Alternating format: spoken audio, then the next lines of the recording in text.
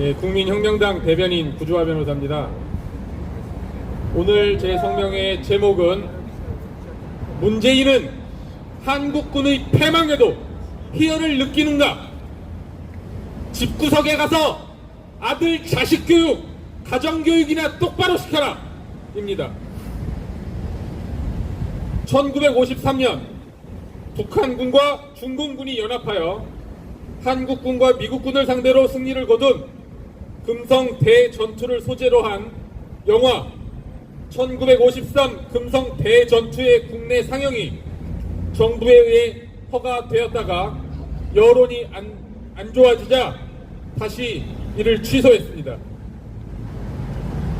금성 대전투라는 것은 저는 평생 살면서 들어본 적도 없는 전투입니다.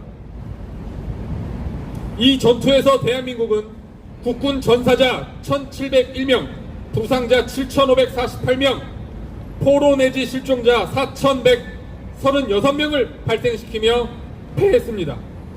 당시 중공의 집계로는 이 전투로 한국군 5만 명을 섬멸했다고 합니다. 그리고 이 전투로 우리 영토 193제곱킬로미터를 북한에 넘겨준 참으로 비극적이고 슬픈 역사입니다. 문재인은 본인의 자서전 운명에서 미국의 패배와 월망의 패망을 예고한 리영이의 글에 진실의 승리를 확인하면서 희열을 느꼈다고 적었습니다. 미국의 패망에 희열을 느낀 문재인이 이제 이를 넘어서 대한민국의 패망에 희열을 느낀 것입니다. 20대 젊은 청춘과 목숨을 바쳐 이 나라를 지키고 있는 대한민국의 국군, 그리고 주한미군, 그리고 여기 이 자리를 지키고 있는 우리 경찰분들 마찬가지입니다. 이분들은 문재인에게 아군이 아니라 적군입니다. 이제 분명하게 답하십시오. 문재인 당신의 정체는 무엇입니까? 진실의 승리를 확인했다고 합니다. 월망과 미국의 패망에. 거기서 누가 승리했습니까? 공산주의가 승리했죠. 그렇다면 문재인에게 공산주의는 바로 진실인 것입니다. 이건 명확한 책에 드러나는 팩트입니다. 달리 말하면 문재인에게 자유민주주의는 바로 거짓된 이론인 것입니다. 문재인에게 대한민국은 바로 거짓된 나라이고 반드시 망해서 없어져야 되는 나라인 것입니다. 저런 자가 청와대에 대통령이라고 앉아있는 것입니다. 군대에서는 연일 성추문과 자살사건, 부실급식, 청해부대 코로나 집단 감염으로 문제가 되고 있는데도 문재인은 제대로 된 사과 한마디가 없습니다. 그래서 문재인이 군 통수권자가 아니라 군 뒤통수권자라고 불리는 것입니다. 이 금성 대전투 영화 상영이 표현의 자유라고 생각하십니까? 그렇게 볼 수도 있겠죠. 그렇게 표현의 자유를 좋아하는 문재인이 2명 집회, 수도권에서 단 2명이 하는 집회가 코로나 발생한다고 안 된다고 합니까? 이게 말이 됩니까?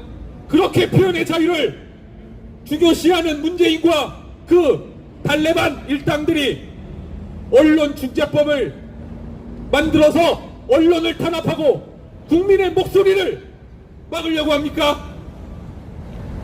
이 광화문 광장을 평양의 김일성 광장으로 만들려고 합니까? 그게 당신이 말하는 민주주의고 표현의 자유입니까? 어제 뉴스를 보니까 문재인의 아들 문준용이 또다시 청주 시립미술관에서 지원금 1,500만 원을 받았다고 합니다. 자영업자는 다 문을 닫고 폐업하고 당장 내일 먹을 생계가 걱정이고 심지어 그런 생계를 비관해서 자살하는 일까지 발생하고 있는데 대통령의 자식이란 인간이 지원금을 받는다고요? 재난지원금을 받는다고요? 그 재난지원금의 성격이 적법이든 합법이든 그 액수가 얼마이든 그게 문제가 되는 것이 아닙니다. 대통령의 아들이 지원금을 받았다는 거 그 자체가 문제인 것이고 국제적 망신인 겁니다. 그걸 보고 대통령 문재인은 자식을 불러서 엄하게 꾸짖고 호통을 쳤어야죠. 네가 대통령의 아들이란 인간이 지원금을 받고 국민들은 굶어 죽어가고 있는데 네가 국가와 다른 돈을 받아서 쓰고 있냐? 애비 이름에 똥칠을 하고 네 애비가 대통령인데 애비 이름에 먹칠을 하고 대한민국의 이름에 똥칠을 하고 있냐? 네가 그래서는 되겠냐? 이렇게 호통을 치고 꾸짖었어야죠. 본인 자식 교육도 똑바로 못 시키는 자가 이 나라를 제대로 통치할 수 있겠습니까? 이건 아주 상식적인 겁니다. 지 집구석도 똑바로 관리 못하는 자가 이 나라를 제대로 관리할 수 있겠습니까? 그러니까 나라가 이 모양 이 꼴이 돼서 망하기 일보 직전이 된 것입니다. 문재인 당신 대통령 하기 전에 자식부터 불러서 꾸짖고 자식 가정교육부터 똑바로 시키십시오. 그래야 이 나라를 똑바로 관리하고 통치할 거 아닙니까? 저희가 똑똑히 두 눈을 부릅뜨고 지켜볼 것입니다. 설령 받았다 하더라도 그것을 다시 어려운 자에게 나눠주고 국가를 위해 사용해달라고 하는 것이 대통령 아들로서 해야 될 것 아닙니까? 딸내미는 동남아 이민 가고 무슨 대통령이란 집구석이 이 모양입니까? 우리가 분명히 지켜볼 것입니다. 이상입니다. 네, 감사합니다. 다음은 국민특검단 고소고발 사건에 관련된 내용에 대해서 간추린 보고사항이 있겠습니다. 구조 변호사님 나오시겠습니다.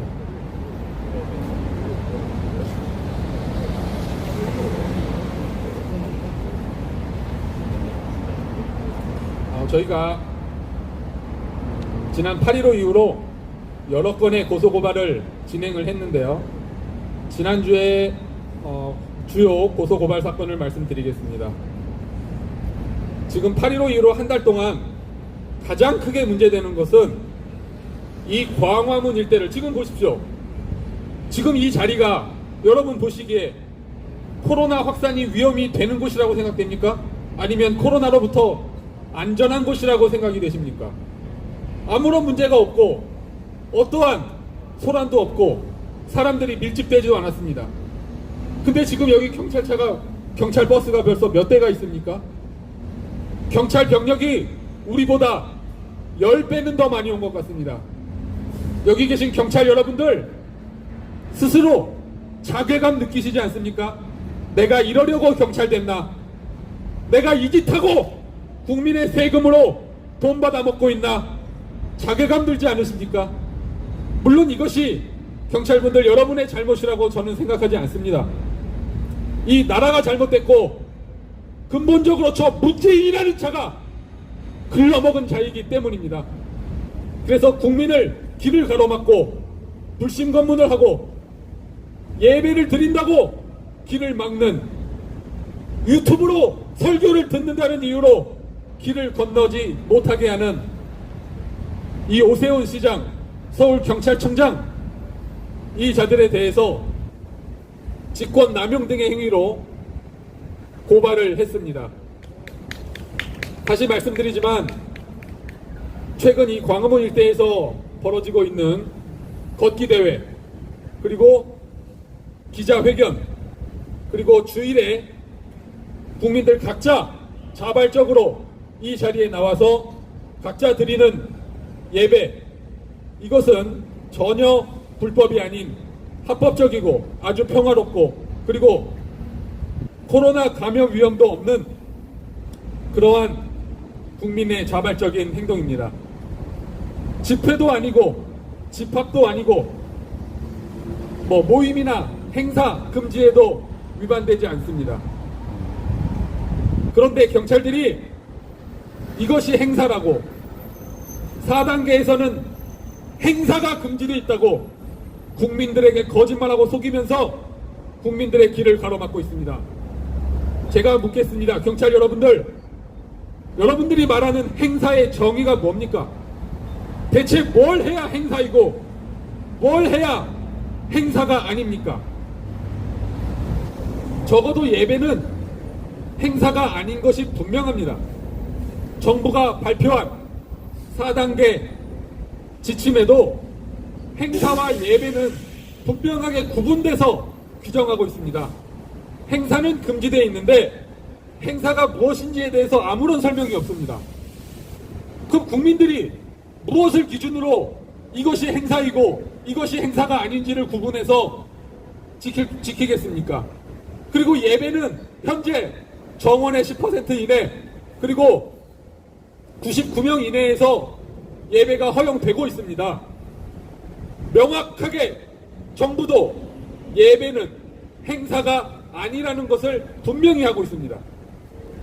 경찰 여러분들, 지금 집에 가셔서 아니면 이 자리에서 정부 4단계 방역 지침을 확인하세요.